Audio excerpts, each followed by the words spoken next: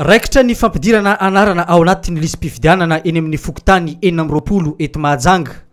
Ho an'ny fokotany fiofio manokana dia efa misy ireo olona ampolony niraisina teny amin'ny fokotany nanamarina ny anarany sy nampiditra ny anarany tao anatin'ny lisam-pifidianana. Misy olona tonga eto anatrehanay mampafantatra ny anarany ao anatin'ny boky lisam-pifidianana. Dia asaina aloha izy mijery ny anarany ao anatin'ny boky. Rehefa tsy hita ao anatin'ilay boky ny anarany dia soratana amin'ny lista mifidy vaovao. Mitondra ny karapan'ny firenena malagasy anazy izy.